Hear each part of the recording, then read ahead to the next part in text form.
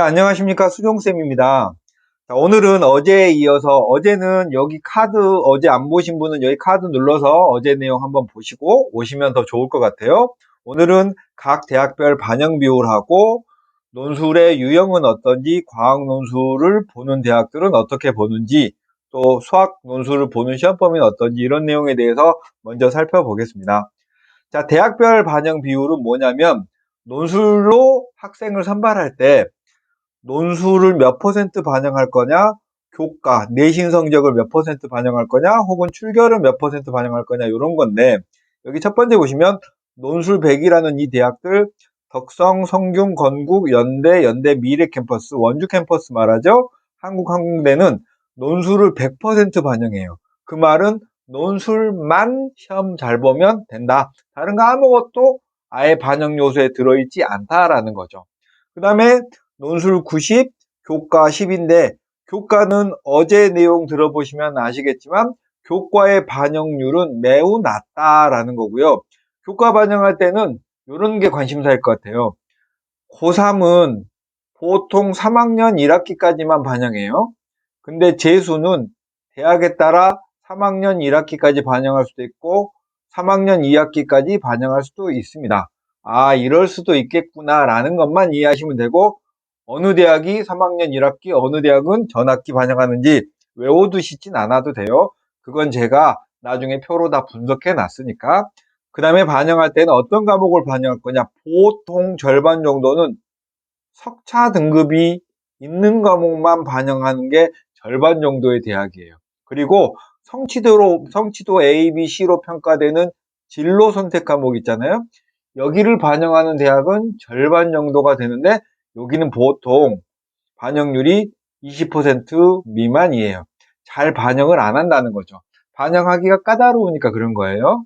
그 다음에 어떤 과목을 반영할 거냐? 뭐 자연계열은 보통 국, 영, 수, 과 이렇게 반영을 하는데 이런 거 있죠. 이런 반영을 뭘 할 거냐, 뭘 할 거냐는 논술 지원을 하는데 이것 때문에 여러분이 지원을 하고 안 하는 결정적인 건 아니거든요. 그러니까 그냥 나중에 제가 정리해 놓은 표 읽어보시고 그냥 그런가 보다 하는 정도로 받아들이면 됩니다. 교과는 왜 반영률이 낮냐면 예를 들면 논술 60에 교과 40이면 40%나 반영하는 것 같잖아요. 근데 여기 안에 숨겨진 장치가 있어요.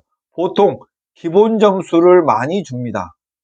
기본 점수를 많이 주면 반영률이 낮아지겠죠? 그 다음에 등급 간 점수차가 적게 해놓으면 40%를 반영하는 것 같지만 실제로 반영률은 한 8% 정도밖에 안 돼요. 그러니까 보이는 수치대로 논술 60에 교과가 40 반영한다라고 착각하시면 안 되죠. 그냥 논술이 대부분이다라는 게 정답이고요.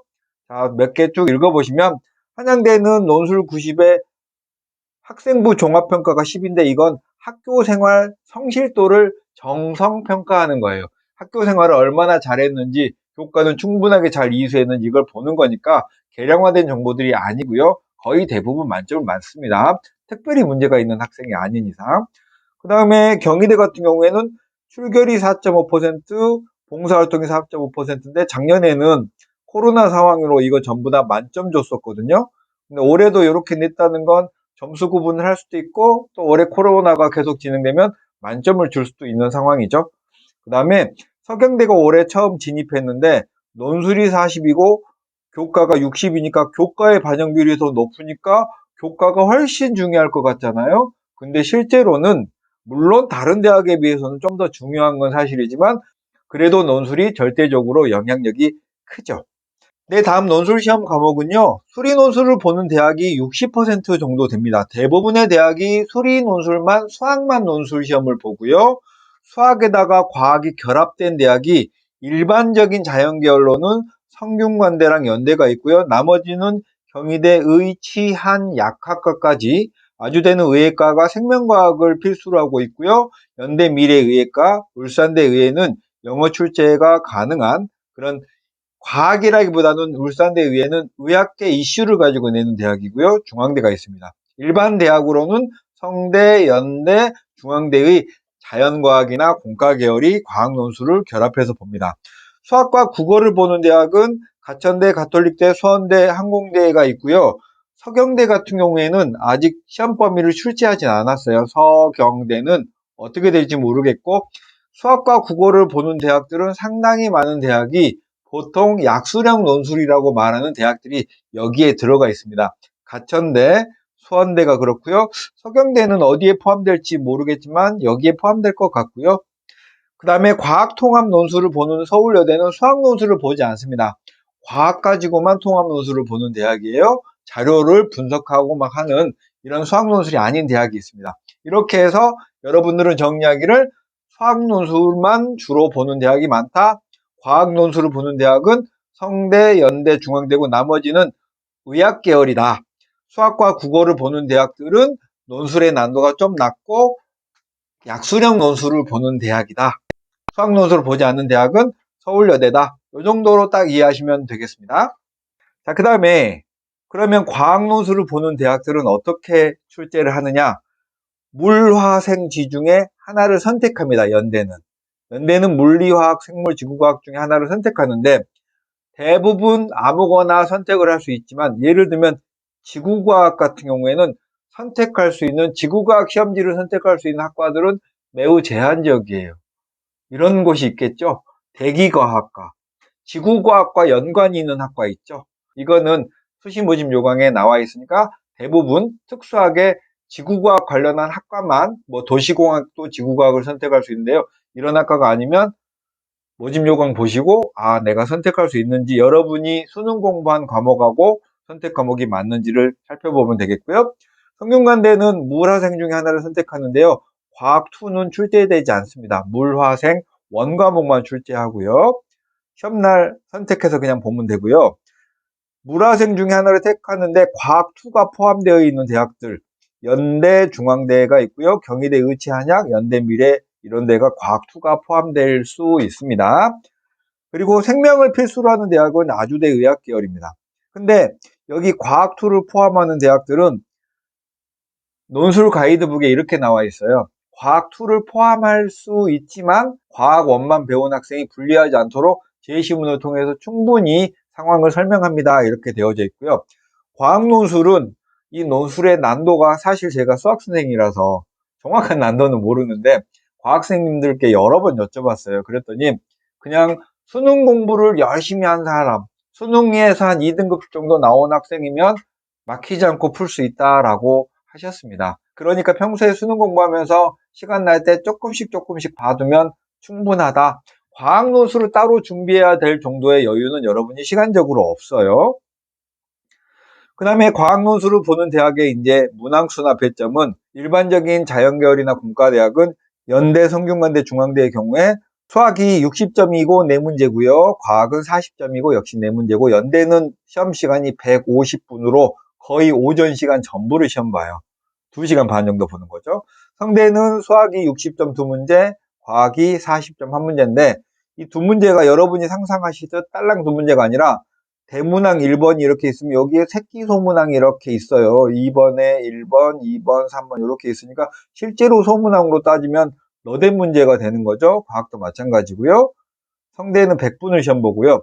중앙대는 수학이 3문제, 과학이 1문제 봅니다. 여기도 3문제라고 했지만 딸려있는 소문항이 몇 개 더 있을 수 있어요. 다음 수리논술 시험 범위는 제가 만들어 놓은 표상에서 아래로 내려갈수록 범위도 늘어나고 어렵다라고 큰 흐름으로 생각하시면 되겠고 수학원 수학2에서 미적, 기하, 학통에 우리 수능 선택 과목 있죠. 수학 선택 과목을 안 보는 대학들이 가천대, 수원대, 항공대 2학계열 등으로 있고요. 가천대, 수원대, 그 다음 서경대, 홍대, 세종 이런 대학들은 약수령 논술을 보는 대학입니다. 좀 쉽다는 뜻인 거죠. 그 다음 수학원, 수학2, 미적, 학통이어서 기하를 안 보는 대학들. 근데 이 내용이 사실 올해 확정된 건 아니고 올해 입학 전형 계획에는 없어서 제가 작년 내용을 실어놨는데 거의 틀림이 없을 텐데요. 확정은 아니다라는 말씀 드리겠습니다.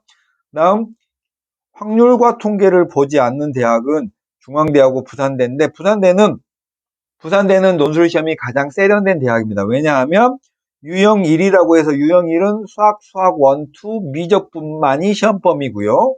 유형 2는 수학원, 수학 2, 기하만 시험 범위예요. 그래서 수학 선택 과목의 미적을 공부한 학생은 유형일, 기하만 공부한 학생은 유형이 해서 미적, 기하를 동시에 공부 안 해도 되게 되어져 있고요. 수학 원투 미적분을 보는 대학은 기하하고 확통을 보지 않는 대학이죠. 인하대, 아주대를 포함한 한 7개 정도 대학이 있고요.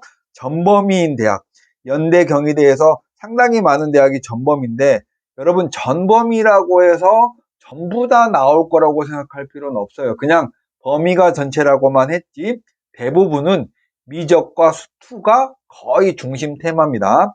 기하는 여러분이 만약에 미적을 공부했다고 해서 수능 선택 과목으로 미적을 공부했어요. 기하 공부를 안 했다고 해서 두려워하실 필요는 없습니다. 따로 언급할 기회가 있을 거예요. 네, 이렇게 해서 오늘은 대학별 반영 비율, 논술 시험 과목, 과학 논술 응시를 분류해 드렸고요. 과학 논술 보는 대학의 문항별 배점을 받고 수리 논술 시험 범위를 살펴봤습니다.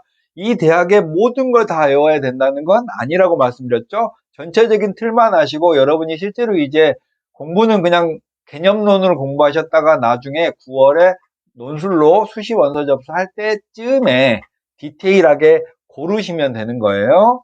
2부는 이걸로 마치겠습니다. 안녕.